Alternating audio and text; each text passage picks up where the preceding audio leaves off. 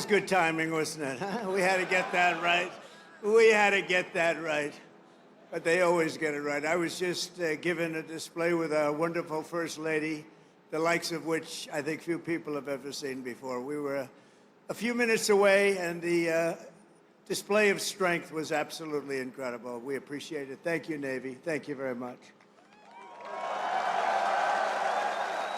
And I want to thank our magnificent First Lady for that introduction. People love our First Lady.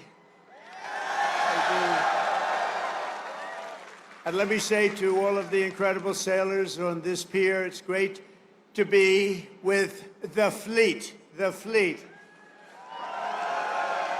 And let's also give a very special thanks to the shipmates who put on that spectacular display of Navy dominance. And that's what it was dominance. And bravo, Zulu. You know what that is? Bravo, Zulu. You know, a lot of people don't. And it's a true honor to be here with the thousands of our nation's finest sailors at the largest naval facility in the entire world. It's the largest, and I would say more importantly, it's the best, okay? It's both the Norfolk Naval Base. Thank you very much. The largest, and it's the best. We're gathered on this storied waterfront to celebrate 250 years of strength, tenacity, and unwavering courage by the greatest fighting force even. And that's true. No matter where you go, no matter where you go, no matter what you even think about, there's nothing like the fighting force that we have. Roam the seas, it's called the United States Navy, and there's nothing in the world like it. Nothing, not even close. You read stories, they don't have it. Let me tell you, we check it closely. We check it closely. Docked beside us today are a combined 150,000 tons of pure American naval supremacy, and two colossal reasons why no one should ever want to start a fight with the USA. They won't fight. We're putting out a lot of fights, so do you see that? We're going to be close to number 8. Number 8. We don't want to send you into battle unless it's necessary, right? We're putting out a lot of fires. Maybe some of you will be angry. You'll say, what's he doing? We want to fight. You know what? If we can solve them the way I'm solving them, we solve 7. We have another one that's taken 3,000 years, and we're pretty close, but I don't want to talk about it until it's done. But let's give a big round of applause to the men and women of the majestic USS Kearsarge. Thank you. And let's hear it for the sailors of the USS Harry S. Truman.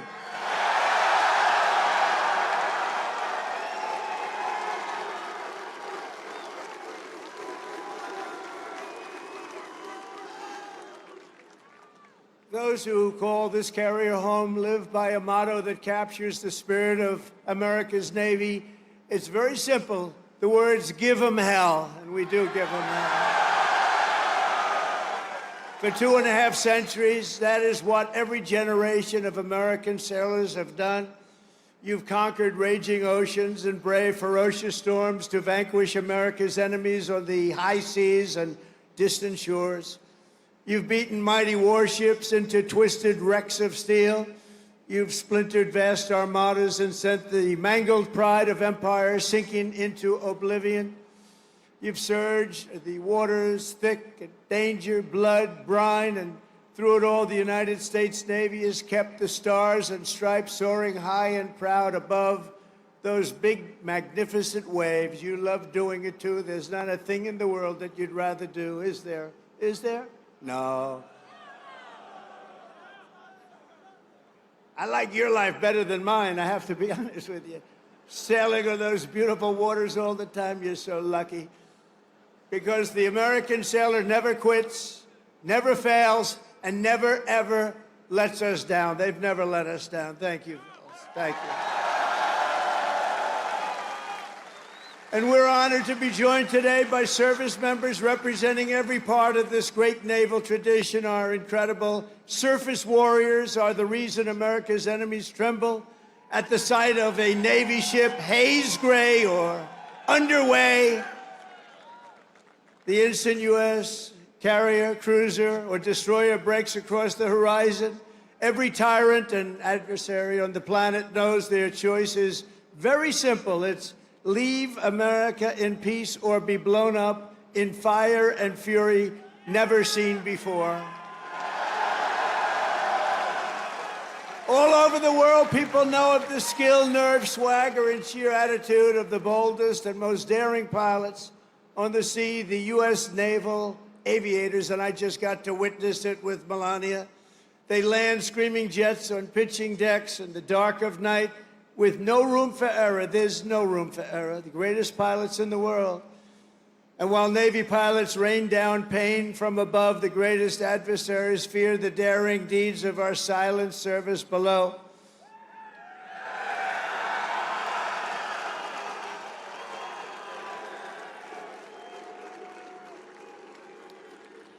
They prowl and strike from crushing depths, unseen, undetected, and unstoppable. They are our brave submariners. Where are the submariners here? And they are brave. The most lethal weapon in the world, I will tell you, nobody knows where it is and what it carries. There's nothing that carries weaponry like that. And we're 25 years ahead of any other country when it comes to submarines. Nobody's even close. Nobody can match us. No roll call of Navy warriors would be complete without recognizing some of the fiercest and most elite commandos in the history of war. They are the toughest, and there's nobody tougher. There's just nobody. That's what they tell me. There's nobody tougher. Called the Navy SEALs. What do you think about the Navy SEALs? Where are the Navy SEALs? We're not going to mess with the Navy SEALs. They are great. Thank you very much. Incredible people. And of course, our enemies have learned to dread that special cast of warriors who have charged forward almost everywhere America has seized a stronghold or stormed a beachhead. They call themselves the Leathernecks, the Jarheads, the Devil Dogs, but we revere them as the United States Marines.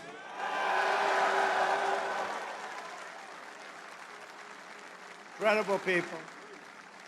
Incredible people. With us today are some of those who have led these exceptional men and women. They've led them like nobody else. And I'll tell you, a person I'm very, very proud of. He has stepped up and he's hitting home run after home run. They love him. I want to introduce again a man who's just exceptional. I'm so happy with this choice. Secretary of War, Pete Hegseth. Thank you, Pete. Doing a job. I said, Pete, what do you think? You know, we used to call it Secretary of War, the Department of War, the War Department. Now we call it Defense. And I don't know, would you ever want to, you know, we won World War I. We won World War II. We won everything in between. We won everything before. And all of a sudden, they decide to change the name. They went woke then, too, you know. Woke is a long-term word. I said, what do you think about changing it to the Department of War? He said, I love it, sir. And that was about the end of it, right? That was the end of it. Thank you, Pete. Great job. He's a great leader. Also, Secretary of the Navy, a very, very successful man. He gave it all up to do this, and we're designing more ships. We have more ships being built shortly. We're going to have more great ships being built than we've ever had being built in the history of the Navy. John Phelan. John, thank you. Great job, John. He made a lot of money in the private sector, and I said, you want to do this, John? We need a lot of ships, and we need them fast. And he said, I want to do it. He gave up a lot, gave up everything to do this. But he's loving it, and he's doing a fantastic job. Chief of Naval Operations, Admiral Darrell Caudle. Admiral, thank you. Great job. Rear Admiral Gavin Duff.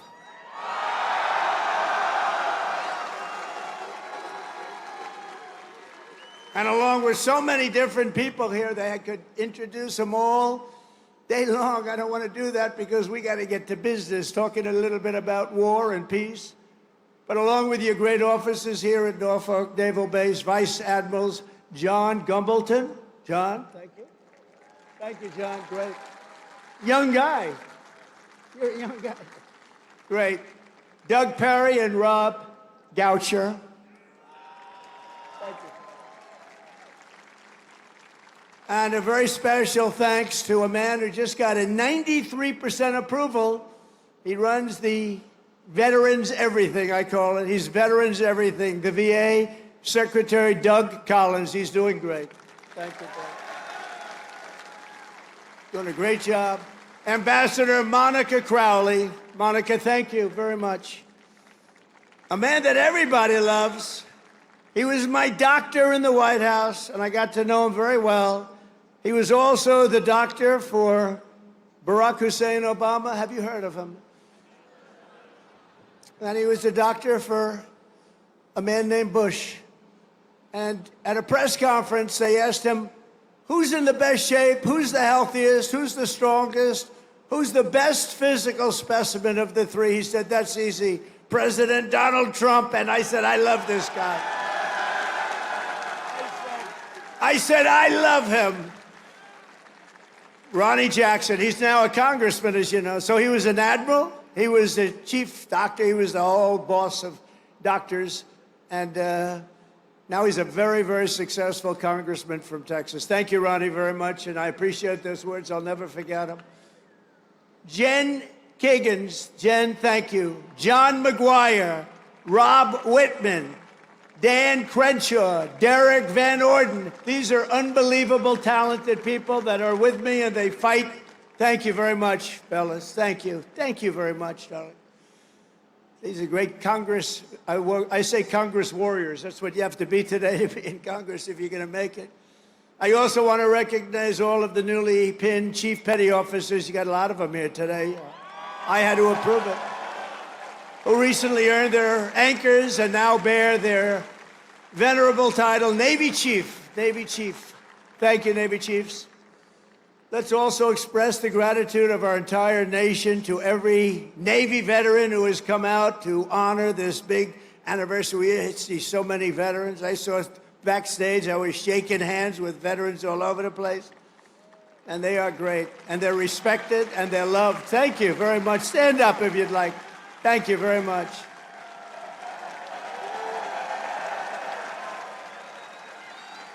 They're really loved. I saw it backstage. I saw so many veterans, and my hand will never be the same.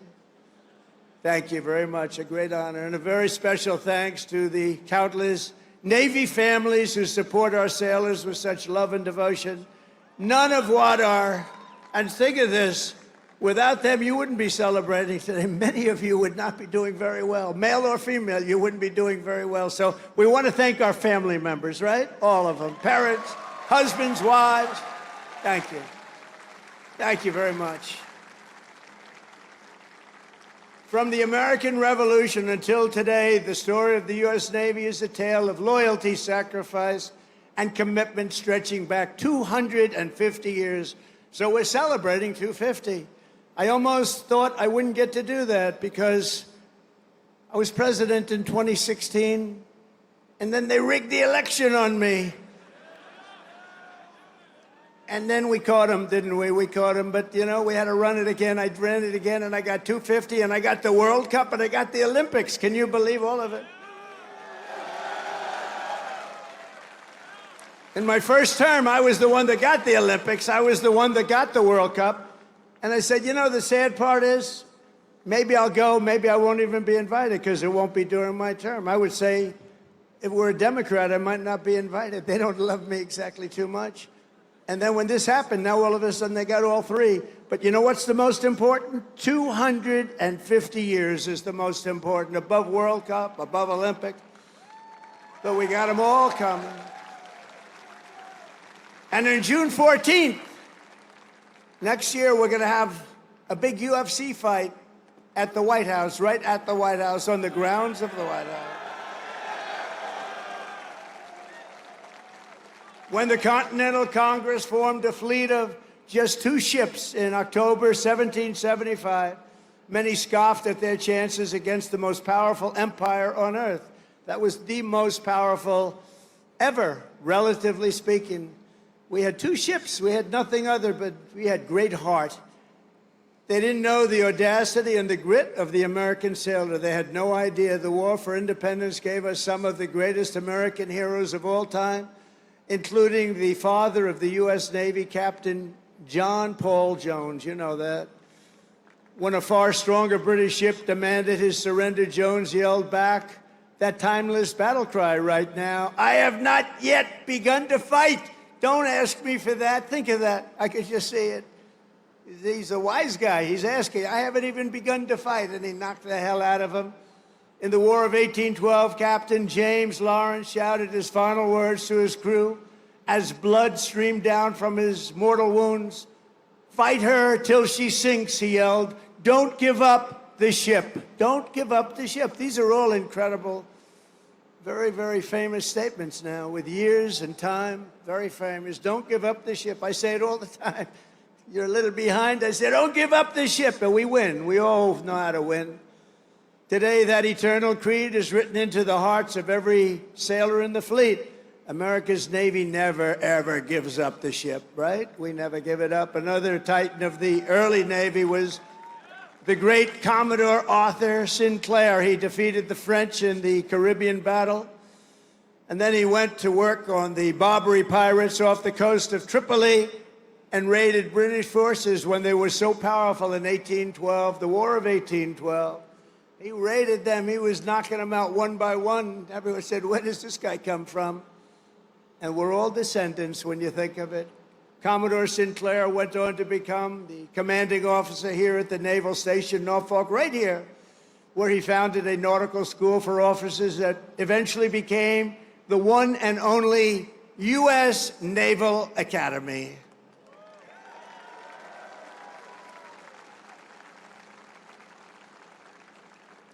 And I'm going to be at your Army-Navy game this year. Who am I going to root for, huh? You may be surprised. It's going to be great. We're going to be here. Generations of the Commodore's descendants have forged their own towering legacies of service in the Navy, and we're joined today by his fifth great-grandson, Commander Link Mustin. Where is Mustin? Commander Mustin, where are you? He's here. Wow, look at this handsome guy. That's good genetics, right? He's got good genes. Thank you very much. Commander, thank you for continuing a family tradition that has endured for 2.5 centuries. Can you believe that, huh? I wonder if they were as good looking as you. I doubt it.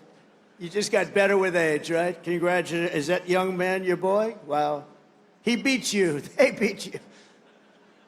That's what we want to see. Over the generations, our Navy sailors raised Old Glory above the streets of Veracruz, sent the Spanish fleet to its watery grave in Manila Bay, and buried the vicious German wolfpacks at the bottom of the sea. Those were vicious, vicious wolfpacks. They were brutal. They were hitting us hard, and then we came up with the answer, didn't we? We came up with the way to knock them out, and we were knocking them out so fast they didn't know what to do. It was really the end once we discovered the secret through some brilliant minds. A lot of them are descendants of the people here right now. In every era of conflict, the Navy has never failed to hunt, kill, and to win. Never failed. Never failed. In World War II, Admiral Bull Halsey's motto, hit hard, hit fast, hit often, and that is exactly what the sailors do. One of those warriors was Submarine Commander Eugene Fluke, who sent more Japanese tonnage to the ocean floor than any other man in history. I don't like to talk about it too much now. You know, they've been a nice ally, but anybody from Japan here right now? We'll get off the subject immediately. But think of it, sent more tonnage to the bottom of the sea, one after one. Aboard the famed USS Barb, he destroyed a Japanese tanker and a carrier with a single salvo to his men's chagrin. They were very concerned about it. They didn't think we could do that, and he just knocked them out one after another. And again, torpedoes were flying, but his greatest feat came when he spotted 30 enemy ships at port off the coast of China. You know that, a very famous story. Commander Fluke ordered his men to their battle station, slipped into the harbor, and sank 6 vessels at one time before taking off into the beautiful, wild, blue ocean. He received 4 Navy Crosses, the Legion of Merit, and the Congressional Medal of Honor. That was a brave guy. In recognition of the incredible achievements of the USS Barb under his command, this December we will lay the keel of a brand new Virginia-class submarine bearing that same legendary name, and his grandson, Tom, will be there to pick it up. Tom is with us today, and I want to thank you for keeping that great legacy around. Where is Tom? Oh, look, stand up, Tom. Great. Good, Tom. Thank you.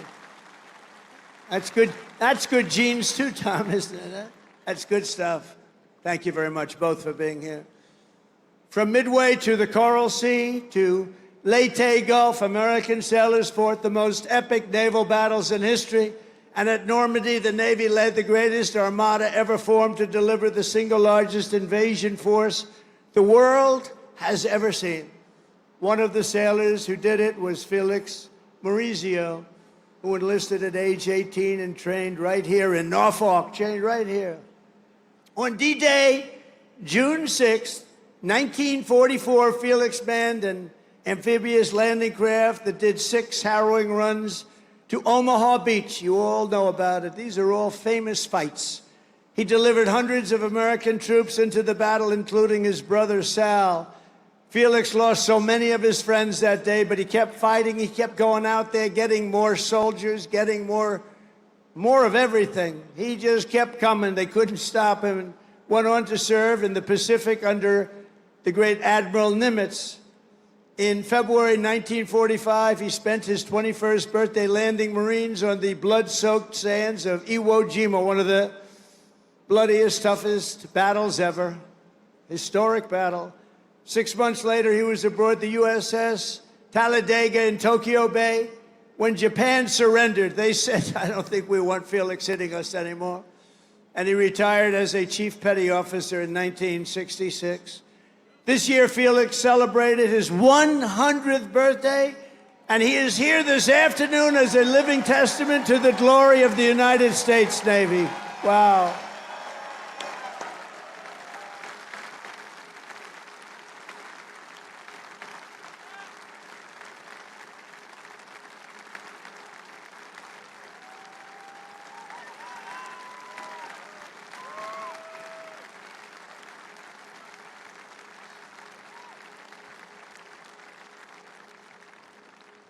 That's great.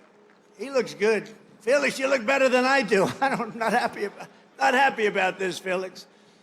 No, they don't want to mess around with him. And Felix, we salute you. Thank you very much. Incredible. 100 years.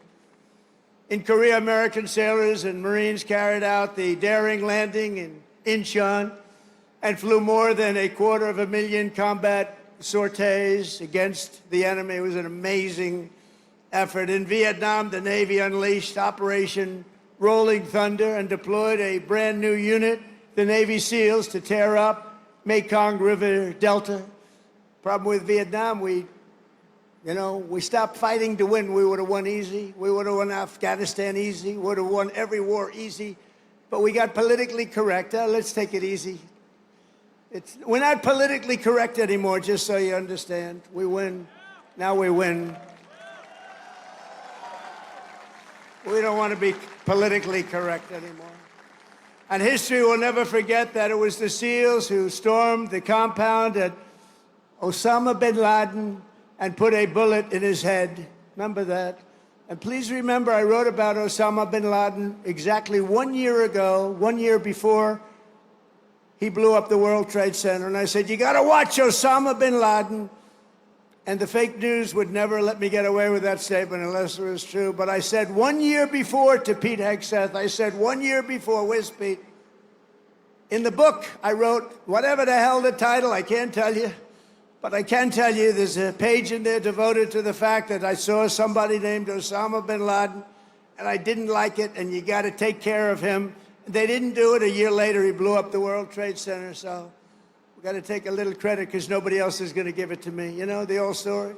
They don't give you credit, just take it yourself. And it was the U.S. Navy that dumped his wretched corpse off the decks of the Carl Vinson to sink into the dark abyss. The Navy's central role in the defense of our liberty continues to this day. Just a few months ago, the Ohio-class guided missile submarine played an indispensable part in one of the most spectacular military feats the world has ever seen, the obliteration of Iran's nuclear sites in Operation Midnight Hammer. How did that work out? Pretty good, right?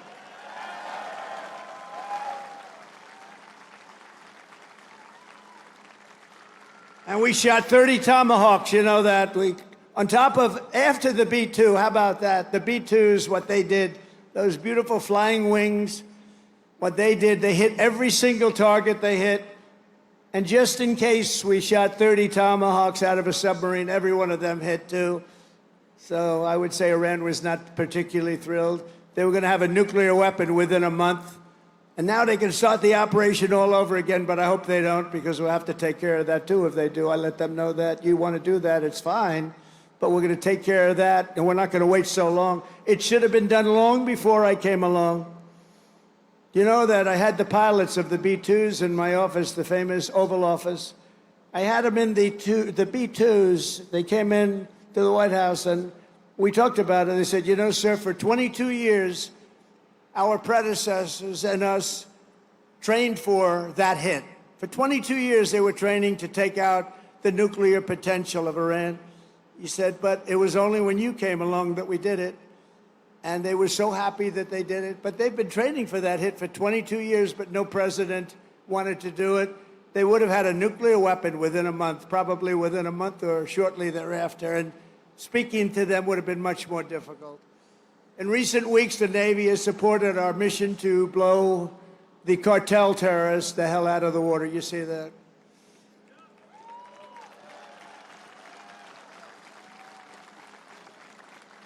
And you know, there are no boats in the water anymore. We can't find any. We're having a hard time finding them. But you know, it's a pretty tough thing we've been doing, but you have to think of it this way. Every one of those boats is responsible for the death of 25,000 American people and the destruction of families. So when you think of it that way, what we're doing is actually an act of kindness. But we did another one last night. Now we just can't find any. You know, it's the old story. We're so good at it that there are no boats. In fact, even fishing boats, nobody wants to go into the water anymore. Sorry to tell you that. But it's, we're stopping drugs coming into America, if that's okay. We're stopping drugs at a level that nobody's ever seen before. Last year, we lost, I believe, 300,000 people. And that's not talking about the destruction to families. Every one of us knows families that have been destroyed because the son, daughter, even mothers and fathers are destroyed by the fentanyl pouring in and drugs pouring in. Well, they're not coming in by sea anymore, so now we'll have to start looking about the land because they'll be forced to go by land. And let me tell you right now, that's not going to work out well for them either. And it was the Truman carrier strike group that unleashed American fury on the Houthi terrorists in the Red Sea.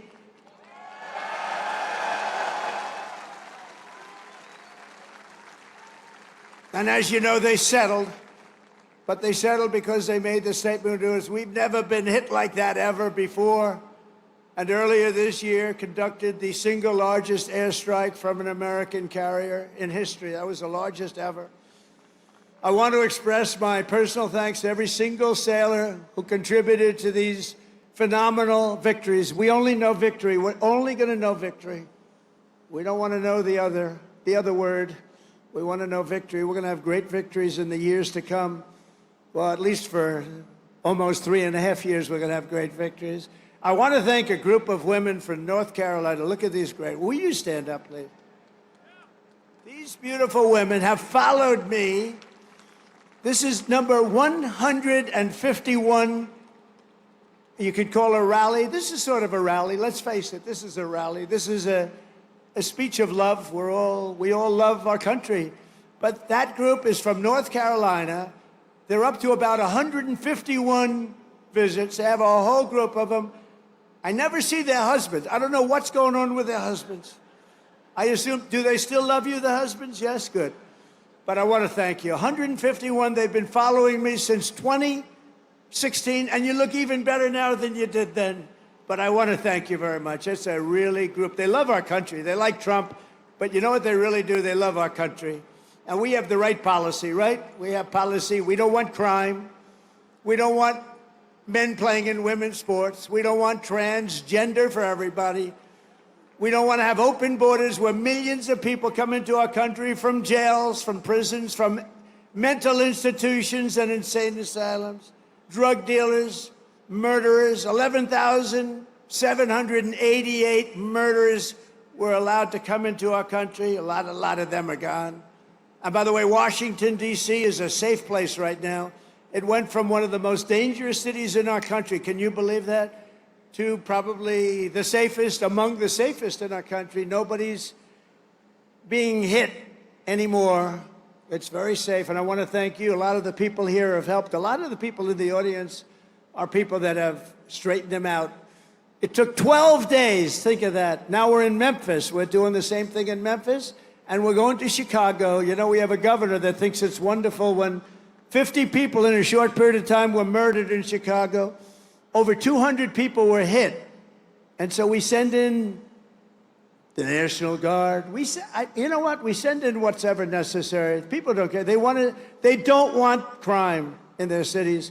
And we're doing it, and we're doing it well. We're doing it like nobody's ever done it before. So I just want to tell you, you're very close to D.C. The restaurants are thriving. The restaurants are dying. They were closing one after another. Now they're thriving. They're opening up beautiful new restaurants. Washington, D.C. is safe. And I even went there and had dinner the other night. And I stood right smack in the middle of the street. Secret Service was thrilled. And I gave a news conference. It's a safe place now. Washington, D.C., it's always going to be. Our nation's capital is always going to be safe. We're never going to let that happen again, what happened there. One of the most beautiful places. We're doing a big beautification program. It'll take me very little, very short. But we're doing a beautification program to go along with the security and safety. We're getting rid of the graffiti, the potholes, the broken medians between roads. We're doing a real job, and you'd be proud of it. I think everybody here is proud of it, frankly. That's our nation's capital, and that has to be clean, beautiful, and safe. The U.S. Navy always stands for America. As your commander-in-chief, I will always stand for you. I promise you that. You know that. That's why you voted for me in numbers that nobody's ever seen before. And I want you to know that despite the current Democrat-induced shutdown, we will get our service members every last penny. Don't worry about it. Don't worry about it. You'll worry about it. Do not worry about it. It's all coming. It's coming. And even more because I'm supporting the across-the-board pay raises for every sailor and service member of the United States Armed Forces. But we have to take care of this little gnat that's on our shoulder called the Democrats. They want to give all of our money to illegal aliens that pour into the country. And, you know, I have a bigger heart than they do. But the problem is when you do that, they come in by the millions. Everybody wants that, so you can't do it. But I've also pledged the largest ever investment in our military's history. We're spending over $1 trillion. We've never had anything like that before. $1 trillion on our military, and that includes, along with your Secretary of the Navy and Pete Hegseth, we're going to be building lots of ships and doing a lot of things that you haven't seen happen for 35 years. We'll soon revitalize our once great shipyards with hundreds of billions of dollars in new investments and people coming from all around the world, and they're going to build ships in America. We want them built in America. And as I told our generals and admirals last Tuesday, we are getting wokeness the hell out of our military. It's gone. It's really gone. I don't know that it was ever really here. I think some of the top people had it. I knew a few of them that were they were major losers. But they were losers. Unlike our great general, the chairman of the Joint Chiefs of Staff, who may be here, Dan Raisin Cain. You know Raisin Cain? When I heard his name, I said, that's the guy I'm looking for. But he's been an amazing warrior, and you know he was the one headed up the attack on Iran. And everything he's touched has turned out great. He knocked out ISIS. So I was told it would take 4 to 5 years to beat ISIS. When he came on board, he did it in 4 weeks. We knocked him out in 4 weeks. 100% of the ISIS caliphate. Is Dan Cain here? He is, you know why? Because he's working. That's the one thing. We don't have to worry about him. But he is a fantastic man. That's the man I wanted right from the beginning. I said, if I ever do this again and if I could get lucky enough to win, because we have a base like nobody in history has had, I said, I'm going to pick Raising Cane as the chairman. And that's what we did, and he's been incredible. We will not be politically correct when it comes to defending American freedom. That's why we have renamed the Department of Defense at Department of War, as I said, and we have changed the name of the Gulf of Mexico to the Gulf of America. That was easy. That was an easy one. You know, for years I've looked at it, and I added it up, and I figured we have 92% of the frontage. I say, how come we call it the Gulf of Mexico? I mean, I wouldn't say that Mexico is thrilled with me, but what are you going to do? It's the Gulf of America, and I love it now. I was watching the other night a report, and they said very routinely, in the Gulf of America, this is the, you know, they just went on to talk about it. They didn't do it with a smirk or a smile. They didn't say, in the Gulf of America. No, it's called the Gulf of America now, and nobody's playing games with it. We got sued by the Associated Press, and they lost. In fact, the judge was so good, he said, he's calling it the Gulf of America. He's got all the approvals. You have to do that, too, to the very liberal Associated Press. They got thrown out of court. In fact, they're almost not allowed to cover me anymore because of that. It was a big hit. So I'm very proud of that. Under our leadership, the spirit of the American forces is soaring like it has never soared before. I think right now we have more spirit than we've ever had before. After years of recruiting shortages, we couldn't get guys or gals to become sailors. 1 year ago, they didn't want to be a sailor. Although I must say, once I said we're going to run, a lot of people, it made it better. But let's go back 2 years, and it was even worse. Because there was no hope. We had this horrible, horrible president who had no clue what the hell was happening. The chances of him walking down those stairs successfully were not good. And I have to be careful, because one day I'm going to probably fall. No, the North Carolina women said that will never happen to you. I always say, walk down the steps nice and slow. You ever notice I do nice? I don't have to bop down the stairs. Walk nice and slowly. But we have a waiting list. Think of this. We have a waiting list for people wanting to get into the United States Navy, the Army, Navy, Coast Guard, Marines, Space Force. Oh, we love Space Force.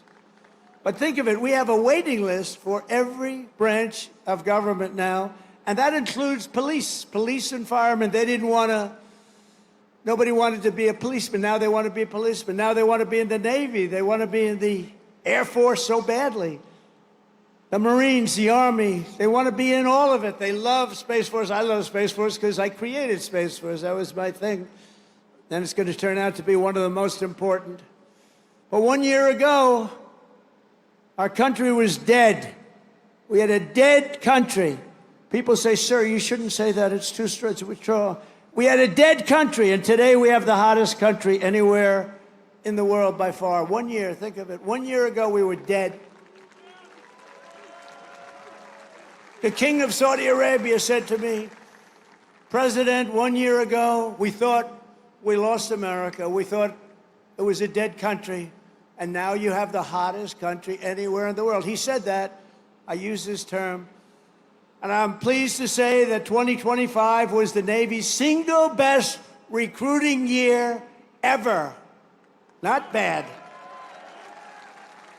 So you went from those embarrassing headlines of a year ago. Think of it. Nobody wants to go into the Navy. How does that make you feel? Now you have a different problem. You know what the problem is? Everybody wants your job. I like that better, right? No, but nobody's going to take your job. You were with us when it was not as nice. It wasn't as nice. Those are the people I like the best, too.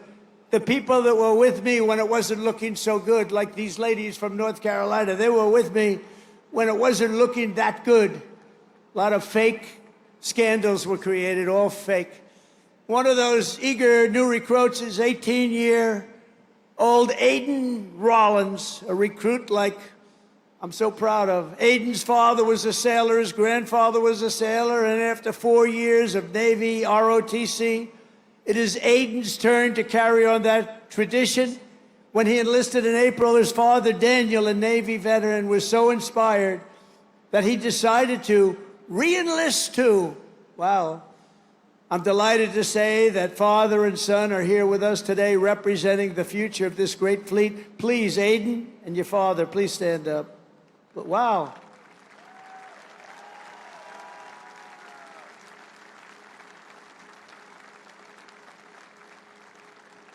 Wow, that's a good-looking family, I tell you. Thank you both. That's a great story. Beautiful. Your father looks pretty young, Aiden. I mean, he's a young-looking guy. Every sailor, aviator, submariner, and shipmate in the Navy inherits a tradition of excellence and daring, power and glory unmatched in the long saga of mankind's voyage on the sea. From that first ship, the schooner Hannah, to the awesome sight of a modern carrier battle group underway, the U.S. Navy has always been the iron will of a proud and mighty nation pushing forward through the currents and over those big, beautiful waves, through the spray of raging combat and the fog of naval war. America's sailors have proven time and again that our Navy does just the best job there is. Anything having to do with sailing the oceans, there's nobody to compete. We own the skies, we stalk the depths, and we rule the seas like nobody has ever ruled the seas. From Boston Harbor to Hampton Roads, from the Philippine Sea to the Red Sea, from the Guadalcanal to the vast, great Atlantic Ocean. Our sailors have seized triumph upon triumph. We don't know anything about defeat. We heaped honor upon honor and carved greatness and splendor into the pages of history. We only talk about the Navy and only use that word, splendor. We also say victory because that's the other. We have splendor and we have victory on gun decks and flight decks, in torpedo rooms and cockpits. They have poured out their blood, sweat, and tears and offered their very lives to defend this land between the seas. They have crossed icy canals, leapt from burning wreckage, plunged into frigid waters, soared into deadly skies, and slashed across the mine-infested bays to claim American victory and to defend the cause of liberty, to defend, quite frankly, the American flag. In every era and every part of this globe, our sailors have fought with courage in their hearts, patriotism in their souls, and salt water in their veins. You have that salt water. Don't let the doctors change it. Keep it, because there's nothing like it. There's no blood like it. And standing before all of you today, I know that whatever our nation is threatened and whenever they need help, whenever duty calls, American sailors will hoist our flag high and they will rally to Admiral Farragut's immortal battle cry, "Damn the torpedoes, full speed ahead, go, you son of a gun." With your help, we will fight, fight, fight. We will win, win, win. Because of you, our Navy and our country will always be proud and righteous and mighty and free. Congratulations once again on 250 years of total dominance. Sail fast, stay strong. Thank you. God bless our sailors, and God bless the United States of America. Thank you very much, everybody.